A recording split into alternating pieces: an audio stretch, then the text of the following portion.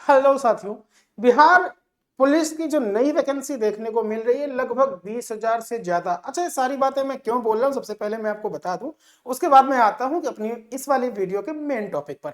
सबसे पहले क्या है कि 21 अक्टूबर को जब 1275 वैकेंसी में से 1239 पदों पर जो भर्तियां हुई, नवनियुक्त दरोगा हुई, जब उनको नियुक्ति पत्र का वितरण किया जा रहा था तो सीएम जी नीतीश कुमार जी ने बोला था कि लगभग 78,000 के आसपास अगले 6 महीने में पुलिस भर्ती में वैकेंसियां आएंगी। उनमें से 20,000 पर लगभग अधियाचन है रेडी।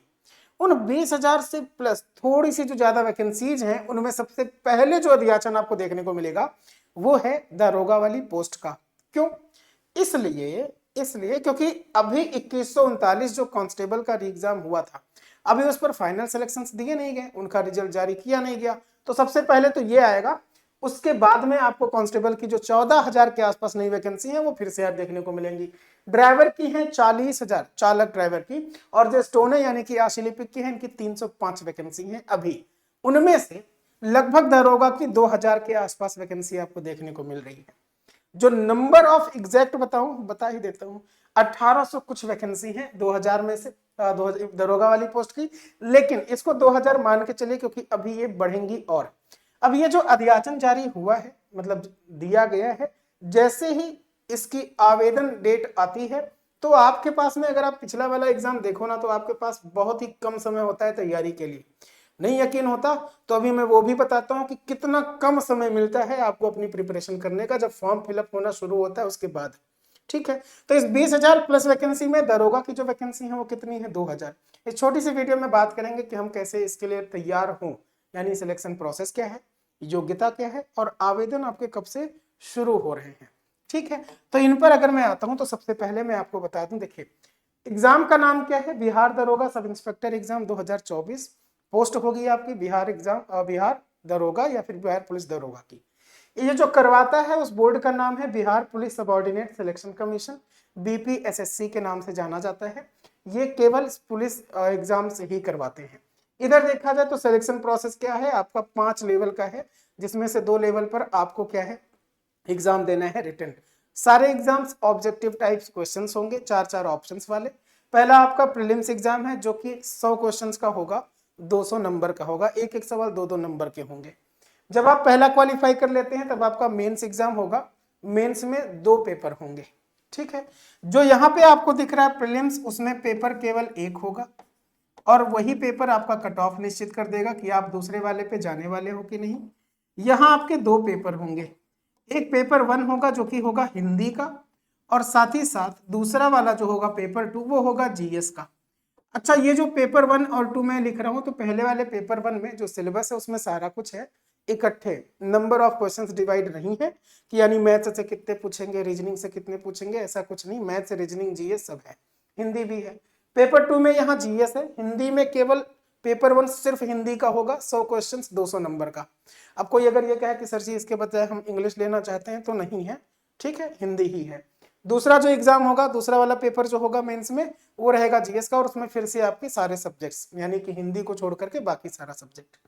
जब आप ये दोनों क्वालिफाई कर ले जाते हैं तब होता है फिजिकल टेस्ट। फिजिकल में क्या होता है वो भी बता देते हैं।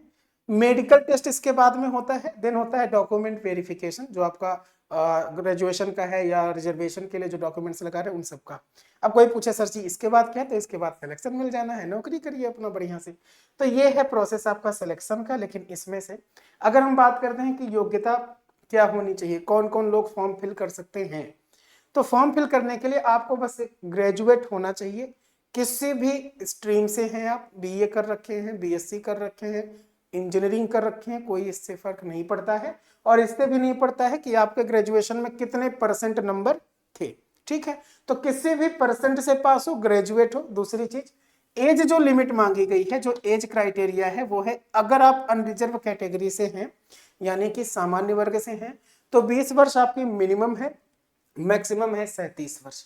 आप मिनिमम 20 साल के पूरे हो गए हो या 37 साल अधिकतम आपकी एज हो। ऐसे अति पिछड़ा वर्ग की क्या है, 20 साल मिनिमम और 40 साल मैक्सिमम। 3 साल रिजर्वेशन मिलता है ओबीसी कैटेगरी के स्टूडेंट्स कैंडिडेट को। और वहीं अगर आप एससी या एसटी कैटेगरी के कैंडिडेट हैं तो 5 साल का रिजर्वेशन मिलता है। अनरिजर्व जहां 37 साल तक मैक्सिमम लिमिट थी, वहां पर SC और ST के लिए हो जाती है 42 साल, लेकिन मिनिमम जो क्राइटेरिया है वो 20 ही साल है। थर्ड जेंडर के अगर कैंडिडेट्स की बात करें तो उनकी भी सेम, अगर एज लिमिट के बारे में बात करें तो एज मिनिमम 20 बट मैक्सिमम 42 हो जाता है। तो यहाँ पर ये है आपका एज क्राइटेरिया अगर आप फॉर्म फिल करने जा रहे हैं तो।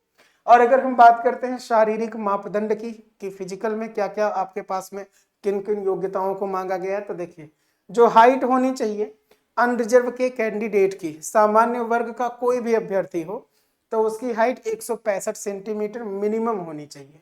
जितना नंबर मैंने लिखा ये मिनिमम है। ऐसे OBC, SC या ST के कैंडिडेट्स की मिनिमम हाइट 160 सेंटीमीटर होनी चाहिए।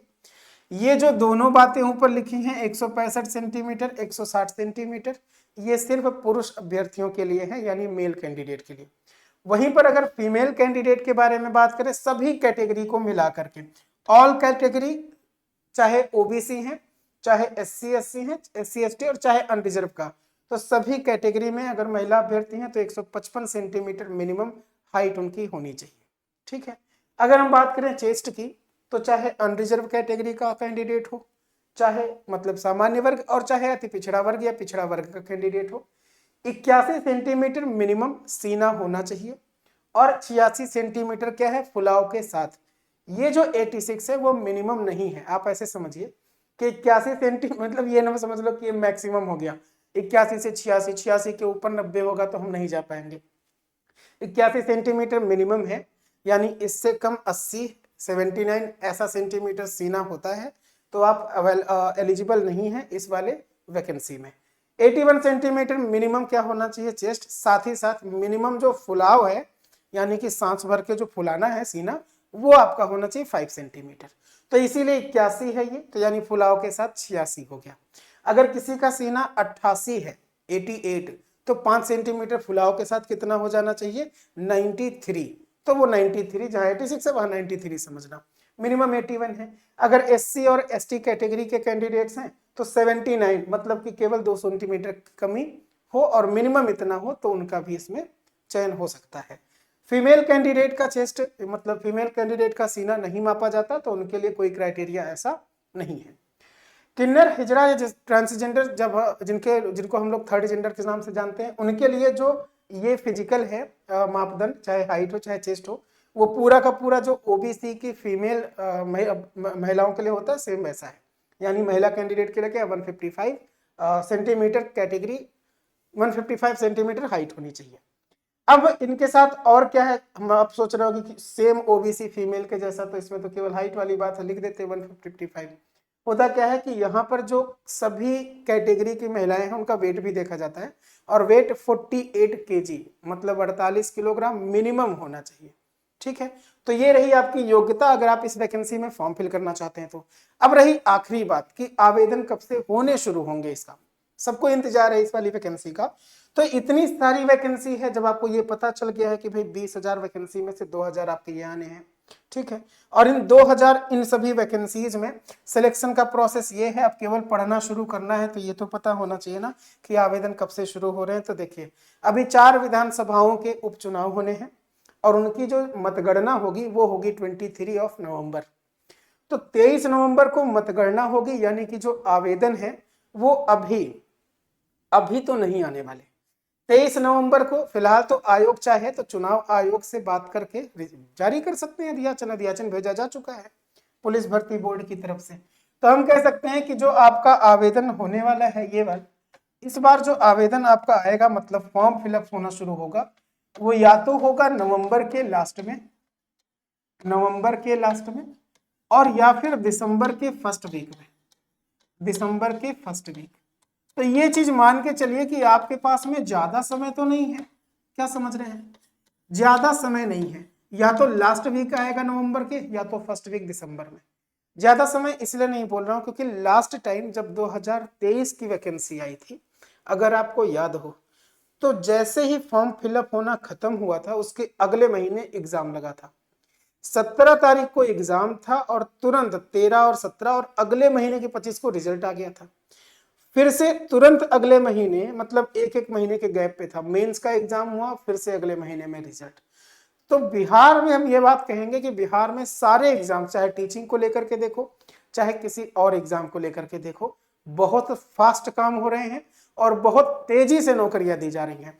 तो इस बार भी अगर आप अभी से लग जाते हो, मैं क्या कह रहा हूं, दिसंबर में अगर आया ना, पूरा दिसंबर अगर फॉर्म फिल करने में लेते हैं तो ये मान के चलिए कि जनवरी के आखिरी में या फरवरी में आपका एग्जाम हो जाएगा। बहुत टाइम आपको नहीं मिलेगा पेपर 1 में, इसलिए अभी से लग जाइए। अब आपको क्या चाहिए कि भाई इसका सिलेबस क्या है, यही ना कि चलिए लग तो जाते हैं सर, लेकिन ये बता दीजिए कि एग्जाम में क्या क्या आएगा सब कुछ।